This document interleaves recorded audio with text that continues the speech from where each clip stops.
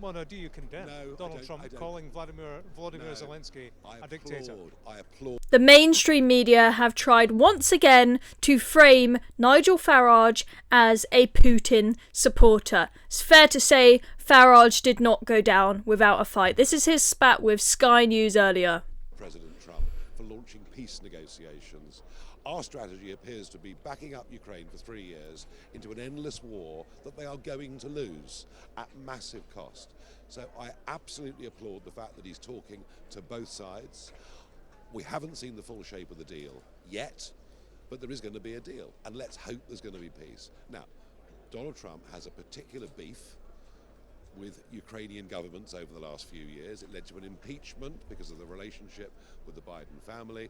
And I tell you what, Zelensky, whether you like him or not, has to have elections at some point in time. So let's look big picture. And the big picture is that Trump is doing a great job. Do you think Volodymyr Zelensky is a dictator? No, of course. I mean, don't be ridiculous. But you never. Is that ridiculous? Donald Trump Here we go. Has called him a dictator. Donald Trump has called Zelensky a dictator. Is that ridiculous? If that's what he thinks, that's what he thinks. Is that ridiculous? Take everything Trump says, not literally, truthfully, but not literally. And you guys, this is typical of UK media. It absolutely is typical of UK media. This is gotcha journalism. If you don't know what gotcha journalism is, well, this is it. This is a prime example of it. Just trying to catch you out on little words, okay? Where Trump has maybe used a little bit of hyperbole and a little bit of exaggeration. They're taking it as literal fact and trying to put Nigel Farage and Trump together, lump them together as some kind of, evil, Putin-loving dictator sympathisers. It's absolutely ridiculous. When actually, as Nigel says, Trump is trying to actually bring peace to the region and stop the ending of, so many innocent lives in this area. Yet apparently that makes him a horrible human being. He's just negotiating and seeing if there's any way this can be brought to an end. If you're going to try and bring the war to an end, you have to sit down and talk to Putin. That's the reality. That's how you have to negotiate if you're going to bring about a peace deal. You're not an evil person for speaking to Vladimir Putin. And speaking to Vladimir Putin doesn't mean that you love the guy either. It's just what you have to do. Up on the use of a word, he's launched a peace process that might save hundreds of thousands of lives. What do we have if we don't have words? Very important words. P-E-A-C-E. That's the big word that matters. Why hasn't Donald Trump articulated that? Because what he has articulated are falsehoods, one of which is Ukraine started the war. Do you think Ukraine started the war? I mean, read the words carefully. He doesn't literally say Ukraine started the war. Vladimir Putin started the war. Didn't he?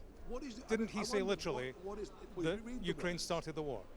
Are you saying that he didn't? Okay, he did. If you're happy, he did. Do you think it's good we got peace negotiations? It's not a question about anybody being happy. It's a question of what the President of the United States, this journalist is doing my head in, individual in solving this conflict, potentially, actually said. Putin started the war. We all know that. What he's talking about are the causal factors that go back for years. You know what they are. I know what they are. Hey, I alone predicted the war in 2014 in the European Parliament. That's what he's talking about. But none of that matters. And all of you, every one of you, are obsessing on the wrong things. Quite right. I mean, you guys tell me in the comments who you think won that one, but I think Nigel did a pretty good job of holding his ground there and not taking any of this bullshit from the Sky News journalist, who I think was doing an absolutely appalling job, just trying to trip him over, trying to get him to say a one-liner that gets him into trouble. Remember, I'm pretty sure it was what Sky News that got him into chaos when he was being framed as a Putin sympathiser previously.